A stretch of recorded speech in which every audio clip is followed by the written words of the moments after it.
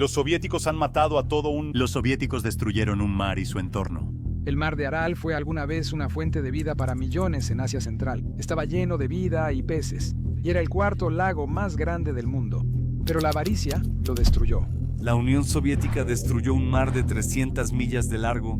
Así era el mar de Aral en la década de 1960, tan enorme que casi tenía el tamaño de Irlanda. Las imágenes satelitales de la Administración Nacional de Aeronáutica y del Espacio publicadas en agosto de 2014 sorprendieron a todos. Los soviéticos querían convertir Asia Central en una potencia agrícola, pero las consecuencias fueron terribles.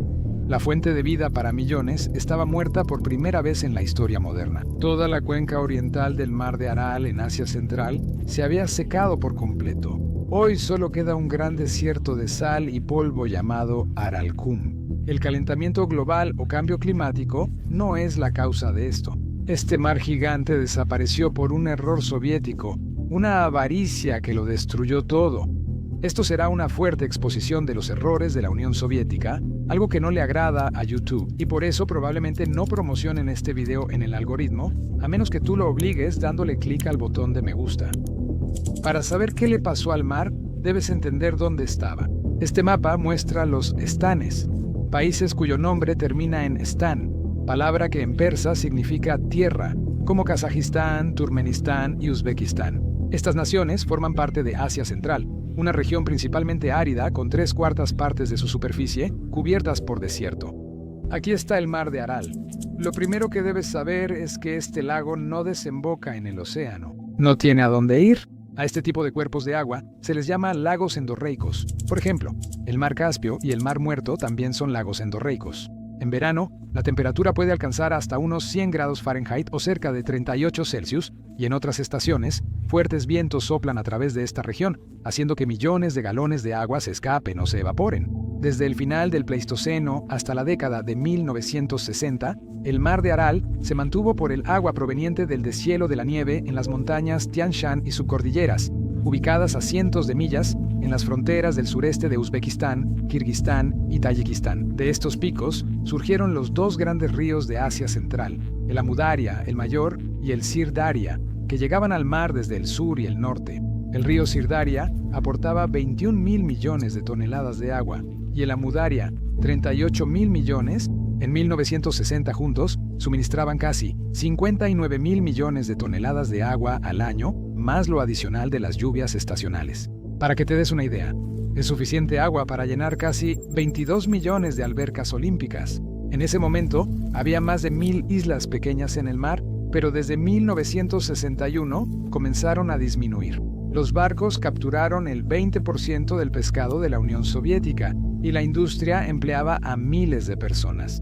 Ahora solo quedan unos 250 pescadores que luchan por ganarse la vida en las aguas contaminadas del Aral. Es considerado uno de los peores desastres ambientales del mundo, causado por la obsesión soviética con el oro blanco. Tras la revolución industrial de 1780, la industria moderna presionó al campo para proveer materias primas, mano de obra y mercados. La industria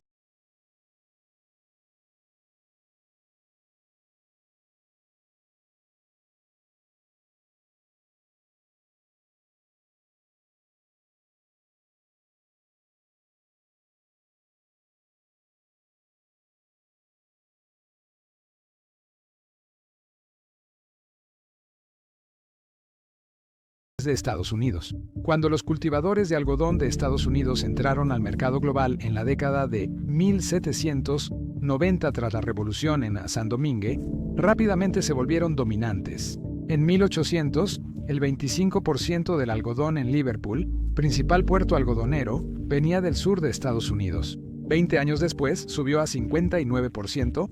En 1850, el 72% del algodón importado por Gran Bretaña venía de Estados Unidos. El dominio continuó. 90. El 60% del algodón en Alemania y gran parte del importado por Francia provenía de Estados Unidos, llegando hasta un 92% del algodón enviado a Rusia venía de Estados Unidos. El algodón estadounidense dominó el mercado mundial como pocos otros materiales primas. Estados Unidos dominó porque tenía todo para ganar este mercado, con una combinación muy poderosa: grandes extensiones de tierra recientemente tomadas de los habitantes nativos, abundante mano de obra esclava disponible debido al declive del cultivo de tabaco en el Alto Sur, y fácil acceso al capital europeo. Esta mezcla mortal hizo del sur de Estados Unidos la potencia mundial del algodón, impulsando industrias y economías globales. La economía de Estados Unidos crecía. En 1860, el sur de Estados Unidos producía 4 millones de fardos de algodón al año, abasteciendo 3/4 partes del algodón crudo mundial. El 60% de las exportaciones de Estados Unidos, unos 200 millones anuales, es una cifra enorme. Para esa época, el algodón era la clave definitiva para la riqueza y el poder. Quien controlaba el algodón, controlaba la economía global. Luego llegó la Guerra Civil estadounidense y todo cambió. La guerra inició en 1861 con el ataque confederado a Fort Sumner y terminó en abril de 1865 con su rendición. En 4 años, la producción de algodón tuvo su peor crisis histórica. Para demostrar el supuesto poder del rey algodón, los comerciantes de algodón del sur se negaron espontáneamente a enviar su algodón a principios de 1861, una decisión tomada de manera independiente, no por el gobierno. Para verano de 1861, la Marina de la Unión bloqueó los principales puertos confederados, cerrando más del 95% de exportaciones. El plan de la Confederación buscaba afectar las reservas de algodón británicas para forzar su apoyo. Las fábricas británicas, con grandes reservas de algodón, no sufrieron daños inmediatos por el embargo. El valor de sus reservas aumentó. Para que Gran Bretaña interviniera, eso habría significado la guerra con Estados Unidos y el corte de suministros alimenticios vitales, ya que aproximadamente 1/4 parte de los alimentos de Gran Bretaña provenía de Estados Unidos. Además, los buques de guerra estadounidenses podrían haber dañado gravemente el comercio británico. La Marina Real escoltaba barcos de algodón, pero los británicos no creyeron en la supremacía del rey algodón y no intervinieron. La Confederación intentó restringir las exportaciones de algodón, esperando forzar el reconocimiento de potencias europeas y asiáticas al hacerlas desesperarse por el algodón estadounidense. Pero cuando ese plan fracasó porque Europa se negó a reconocer a la Confederación, la Unión lanzó un bloqueo masivo al comercio sureño que duró casi 4 años. Esto resultó en lo que llegó a llamarse la hambruna del algodón, una crisis comparable a los choques petroleros de Medio Oriente en la década de 1970. Fue la primera crisis global de materias primas del capitalismo industrial y tuvo efectos devastadores en Europa y Asia. Cientos de miles de trabajadores perdieron sus empleos, la miseria social creció y estallaron disturbios en centros textiles de Reino Unido, Francia, Alemania, Bélgica, Países Bajos y Rusia. En Alsacia, la situación fue tan crítica que se colocaron carteles en las paredes con la frase «Du pain ou la mort», que significa pan o muerte. El daño en Rusia fue mayor. Su baja producción interna y la dependencia del dinero del algodón para financiar la guerra en Asia Central eran críticas, pero el principal problema del cultivo era el agua. El algodón necesita mucha agua para cosecharse. Por eso, tradicionalmente, solo se cultivaba alrededor de los centros de oasis en varios países. Según datos del Comité Consultivo Internacional del Algodón, el Comité Consultivo Internacional del Algodón, para obtener 1 kilo de fibra, suficiente para una camiseta y unos jeans. El algodón mundialmente usa unos 1.931 litros de agua de riego y 6.000 litros de lluvia en promedio. Estos números varían por región, pues los climas secos o calurosos requieren más agua para cultivar algodón. En ese momento, Rusia halló inesperadamente una solución para su crisis de agua. En 1865, Rusia capturó Tashkent, iniciando su dominio en Asia Central. Este movimiento fue principalmente para detener la expansión británica en Asia, ya que el Imperio Británico ya había llegado a Afganistán durante ese periodo. Sin embargo, esta conquista fue una oportunidad inesperada para los soviéticos. Asia Central tenía tierras agrícolas fértiles, alimentadas por los grandes ríos Amu, Daria y Sirdaria, de los cuales la economía y la población de la región habían dependido durante las últimas décadas del Imperio ruso. Las tierras coloniales recién adquiridas por San Petersburgo en Asia Central surgieron como una fuente importante de fibra de algodón, tanto para los locales como para los mercados globales. Estos aumentos en la producción de algodón no se debieron a mayor productividad de los agricultores, ni a mejoras en las tierras agrícolas existentes. Los rusos se expandieron a tierras no cultivadas y las transformaron en grandes plantaciones de algodón. La expansión agresiva demandó mucha agua para riego, aumentando notablemente los canales que desvían agua de los ríos Amu Daria y Sirdaria.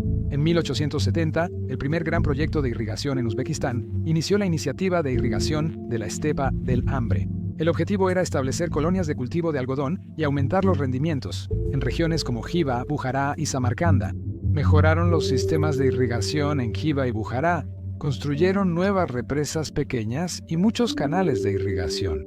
Así, el Valle de Ferganá se volvió el centro algodonero del Turquestán ruso, sentando las bases para que Asia Central fuera una de las mayores regiones productoras de algodón. Bajo el control ruso, Rusia finalmente comenzó a reemplazar a los líderes. Rusia cultivó algodón en Uzbekistán y Turkmenistán para depender menos de las importaciones de Estados Unidos y Reino Unido. En el siglo XX, con la era soviética y la Primera Guerra Mundial, el algodón se volvió clave para la economía soviética. El Imperio ruso colapsó en 1917, lo que llevó a la Unión Soviética, cuyos líderes tenían planes ambiciosos. Para la década de 1930, los soviéticos lanzaron un ambicioso plan quinquenal destinado a aumentar la producción industrial y hacer crecer la economía para competir con las naciones capitalistas. Tenía una gran visión: una red de fábricas y molinos de algodón en toda la cuenca del Mar de Aral. Los soviéticos vieron una oportunidad, industrializaron la región, expandieron la producción de algodón y obtuvieron enormes ganancias. Lanzaron enormes proyectos de desvío de agua, mucho más grandes que cualquier cosa construida durante el Imperio ruso. Estos megaproyectos abrieron grandes áreas para el cultivo de algodón, pero tuvieron un alto costo ambiental. Millones de galones de agua del Amu Daria y el Sir Daria, que habían sustentado el Mar de Aral por siglos, se desviaron silenciosamente a estos canales y embalses. Un ejemplo extremo fue el Canal de Karakum. Comenzado en 1954 y con más de 850 millas, fue uno de los canales de irrigación más grandes, extrayendo 3 millas cúbicas de agua al año del Amu Daria. Esto comenzó a matar no solo al lago, sino a todo lo que alimentaba. La obsesión soviética por el algodón como cultivo de exportación rentable tuvo otro costo también: la disminución de la diversidad agrícola en Asia Central. Antes de la industrialización soviética, los agricultores de Asia Central practicaban una agricultura diversa con trigo, cebada, sorgo, mijo, legumbres, frutas, verduras y forraje para ganado. Prácticas autosuficientes y ecológicas. Sin embargo, con el cambio soviético hacia el monocultivo de algodón, esta diversidad colapsó. Antes, grandes tierras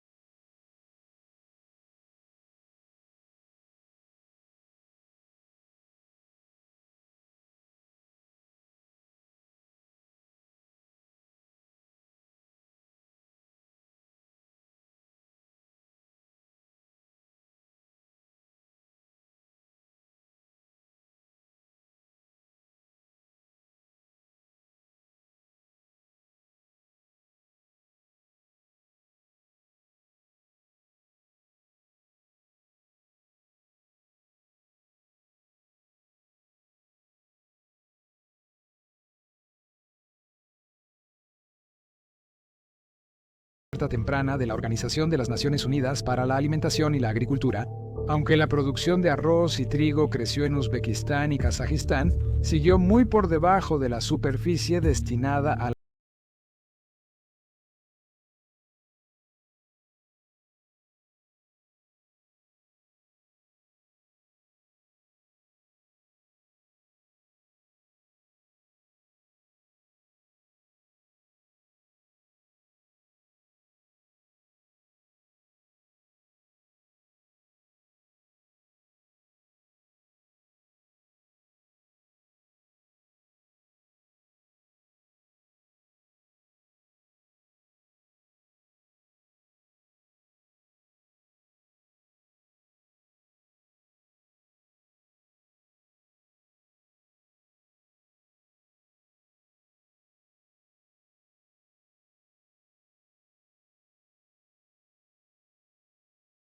del impulso soviético por expandir el cultivo de algodón. Registrado en las estaciones de descarga, el gobierno soviético las había instalado en los ríos Amu Daria y Sir Daria, justo cerca de donde antes desembocaban en el Mar de Aral. En la estación de la Amu Daria, en la bahía de Timur, Uzbekistán, la descarga anual de agua al Aral bajó a 292 kilómetros cúbicos, solo 7 millas cúbicas. Peor aún, en la estación del Sir Daria en Kasalinsk, RSS de Kazajistán, la descarga fue cero. ¿Escuchaste bien? Ese año, absolutamente nada de agua llegó al mar. Para dimensionar este desastre, considera esto. En 1960, el Sir Daria había entregado 21 kilómetros cúbicos de agua al Otal. El Amu Daria aportó 378 kilómetros cúbicos, sumando un total de 588 kilómetros cúbicos. Un flujo saludable que sostenía el mar. Pero en solo un año, para 1961, el suministro de agua del Otal se desplomó en más de 50, excepto por una pequeña excepción en 1969. La descarga anual no volvió a los niveles de 1960 en las siguientes 3 décadas. En 1974, el flujo del río bajó a 2 millas cúbicas y en 1989 colapsó totalmente.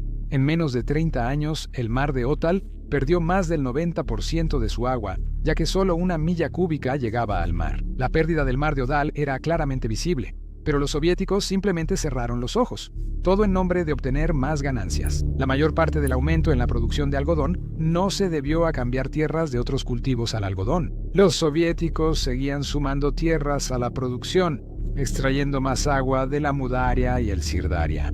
Sin embargo, funcionó perfectamente para los soviéticos, al menos por ahora. De 1960 a 1985, la tierra irrigada en Uzbekistán, principal productor de algodón soviético, creció un 33%. En la RCS de Turkmenistán, el aumento fue más impactante, 123%, y casi toda la nueva tierra irrigada se dedicó exclusivamente al algodón. Esta estrategia funcionó perfectamente para los administradores soviéticos en la RCS de Uzbekistán. Los rendimientos de fibra de algodón crudo crecieron de 2.95 a 5.16 millones de toneladas métricas entre 1960 y 1985, un aumento del 75%. La Unión Soviética fue el segundo mayor exportador de algodón, casi el 70% de Uzbekistán. Entre 1950 y 1990, la economía soviética creció significativamente, con un Producto Interno Bruto anual del 5,6% y un superávit comercial en los años 70 y 80. La Unión Soviética exportó bienes por 600.000 millones, de los cuales más del 45% eran de la industria de mercancías. Los soviéticos estaban persiguiendo ganancias récord, pero su obsesión tuvo un costo impensable: la lenta muerte del mar de Aral. La cosecha de algodón soviético tuvo un costo humano enorme. Requirió la contribución laboral de todos los sectores de la sociedad: obreros, soldados e incluso estudiantes universitarios. Aun en los años 90, los soviéticos tenían pocas cosechadoras de algodón, por lo que la mayoría se recogía a mano. Pero siempre había una escasez constante de mano de obra agrícola durante la temporada de cosecha, así que tenían un plan cruel para llenar ese vacío. El gobierno obligaba a habitantes urbanos a pasar semanas en granjas colectivas, realizando el arduo trabajo de recoger algodón. Autobuses recogían a estudiantes de escuelas y universidades y los llevaban a los campos. Durante estos meses, las universidades y preparatorias de la región solían estar vacías. Los estudiantes de élite o de familias ricas solían evitar este trabajo sobornando a los funcionarios, pero los comunes no podían. El sufrimiento humano no fue la única tragedia, ya que el medio ambiente también estaba siendo destruido. Al mismo tiempo, las granjas estatales arrojaban 530 libras de fertilizante por acre en los campos de algodón cada año, en comparación con el promedio soviético de solo 27 libras por acre. Para facilitar la cosecha, usaban defoliantes para quitar las hojas de las plantas de algodón, mientras que los fertilizantes y pesticidas se rociaban en grandes cantidades y de manera constante. En 1988, la prensa soviética reveló una cifra impactante. En promedio, se usaban 48 libras de químicos venenosos por acre de algodón al año. Durante años, el agua de los ríos Amudarya y Sirdarya se desvió para irrigar estos campos, arrastrando sal, fertilizantes y pesticidas tóxicos. Esa agua contaminada volvía a los ríos, que luego se usaban para irrigar campos y abastecer de agua potable a las comunidades. Río abajo, los trabajadores en los campos de algodón estaban expuestos a químicos peligrosos porque los pesticidas y fertilizantes se depositaban en su piel y pulmones. El uso excesivo de químicos tóxicos era generalizado y en muchos casos, sustancias prohibidas en otras partes del mundo seguían utilizándose en secreto. En la agricultura soviética, el gobierno prohibió el diclorodifeniltricloroetano en 1970. Este pesticida sintético, usado para eliminar plagas como mosquitos, piojos e insectos agrícolas, en la Unión de Repúblicas Socialistas Soviéticas, se aplicaba mucho en los campos de algodón. Pero los investigadores soviéticos descubrieron que era perjudicial para la salud humana, causando daños en el hígado, y contribuyó a la disminución de las poblaciones de aves en esas zonas. Sin embargo, los informes sugieren que, a pesar de la prohibición oficial, el insecticida continuó utilizándose ampliamente en Asia Central. Bien entrados los años 80, Los soviéticos pudieron haber dejado el desastre tal como estaba. En cambio, decidieron convertirlo en un infierno. En 2000, la muerte del mar de Aral transformó su geografía irreconociblemente. Más de 1000 antiguas islas del mar de Aral se unieron permanentemente al continente. A medida que el otrora enorme mar continúa reduciéndose hasta convertirse en estanques dispersos, el mar se encogió tan drásticamente que la isla Vozrosodeña se convirtió en una península. Este hecho causó preocupación porque Vozrosodeña fue un sitio secreto de pruebas de armas biológicas soviéticas en la Guerra Fría.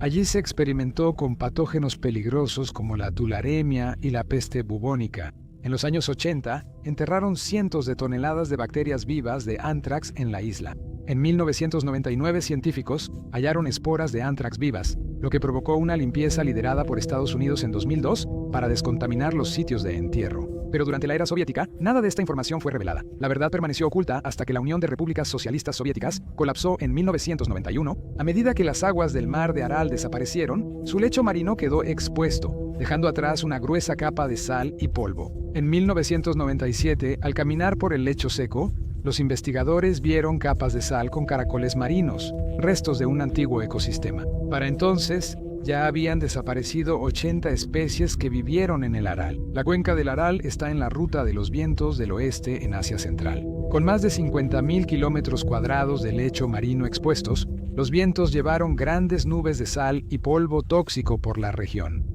Esto provocó tormentas de sal frecuentes en Asia Central, que viajaban cientos de millas al este y devastaban los cultivos en el valle de Ferganá, el principal centro soviético de algodón. Peor aún, el polvo tenía metales pesados, pesticidas y químicos venenosos. Las personas que vivieron esas tormentas decían que era como estar en llamas. El aire salino irritaba senos nasales, pulmones y ojos, causando dolor intenso y problemas de salud duraderos. Moynac fue de las ciudades más afectadas del mar de Aral en los años 60. En su apogeo, Moynac tenía casi 30.000 habitantes y era una ciudad portuaria bulliciosa. Con una industria pesquera próspera, la ciudad era un centro clave para barcos pesqueros y contaba con fábricas de procesamiento, almacenes en frío e industrias de apoyo. Durante décadas, la economía de Moynac dependía de la pesca, pero al desaparecer el mar de Aral, colapsaron las poblaciones de peces y los medios de vida de miles de personas. Hoy en día, la población de Muhanak ha disminuido a más de la mitad, quedando solo alrededor de 13.500 residentes oficiales. Ahora, el pueblo se encuentra a 150 kilómetros o aproximadamente 93 millas de los restos más cercanos de las aguas del Aral. Una distancia sorprendente para lo que fue una ciudad costera clave en la era soviética. Cuando el mar se retiraba, las autoridades intentaron mantener la ilusión de una industria pesquera activa. El pescado capturado en el Océano Pacífico, a casi 4.000 millas de distancia, se enviaba en vagones refrigerados hasta Múnich para que pudiera ser procesado y enlatado en fábricas locales. Esta costumbre hizo que el pescado enlatado de Múnich fuera de los más caros del mundo por los altos costos de transporte. Pero después del colapso de la Unión Soviética en 1991, incluso este sistema absurdo llegó a su fin. La fábrica de conservas cerró, dejando sin empleo a la mayoría y arruinando económicamente a Múnich. Actualmente, Múnich sobrevive con pocos recursos, principalmente gracias a la recolección de sal del lecho marino y el turismo. Grupos de visitantes extranjeros llegan a ver los inquietantes cementerios de barcos, restos oxidados de arrastreros varados en el desierto. Un recordatorio de lo perdido, pero aún hay esperanzas de recuperar el mar RPL. Dicen que si se puede salvar, que lo hagan porque es el pan del pueblo en riesgo.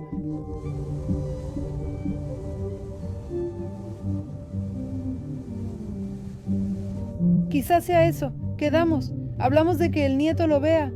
En 2005, con apoyo del Banco Mundial, Kazajistán construyó la presa Koch-Aral, un dique de 8 millas que bloquea el flujo de agua del mar de Aral norte al sur. La idea fue controversial porque, aunque pretendía proteger el norte, aceleró el secado del Aral sur. Pero para el mar de Aral norte, el plan funcionó.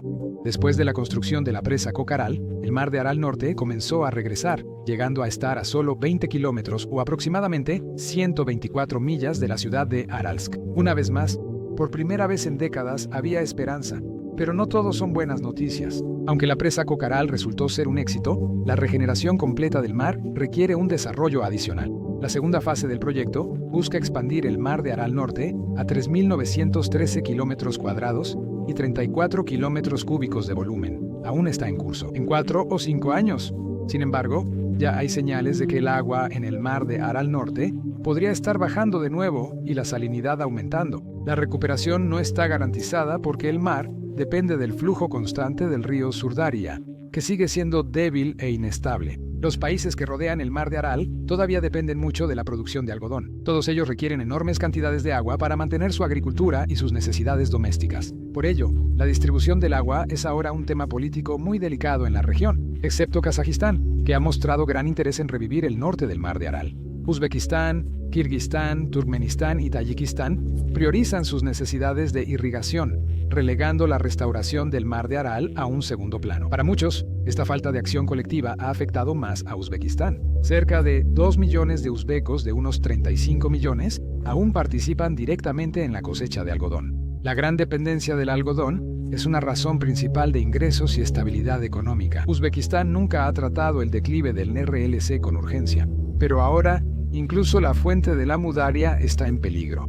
A fines de 2023, el presidente uzbeco mostró preocupación por un canal que los talibanes construyen en Afganistán sobre el río Amudarya. Se espera que este enorme proyecto desvíe casi el 20% del agua del río, que es la fuente vital del sur del mar de Aral. Ese desvío puede empeorar la escasez de agua en Uzbekistán y otros países río abajo. Lo que hace que la situación sea aún más alarmante es que, según los científicos que estudian el declive del mar de Aral, la producción de algodón por sí sola no fue la única causa del desastre. Un factor clave ha sido la evaporación. Asia Central ha registrado un fuerte aumento de temperatura desde los años 80, con incrementos que superan 0.3 grados Celsius por década debido al calentamiento regional, más rápido que el promedio global para zonas terrestres entre 1979 y 2019. Diferentes datos muestran tasas de calentamiento de 0.33 a 0.36 grados Celsius por década. Uzbekistán, Turkmenistán y el suroeste de Kazajistán son los más afectados, ya que los ríos Amudarya, Sierra y Daria pasan por estas regiones. Canales, embalses y represas pierden mucha agua antes de llegar a los cultivos. Con el calentamiento global, expertos advirtieron que la evaporación aumentará en los próximos años, amenazando la seguridad hídrica de Asia Central.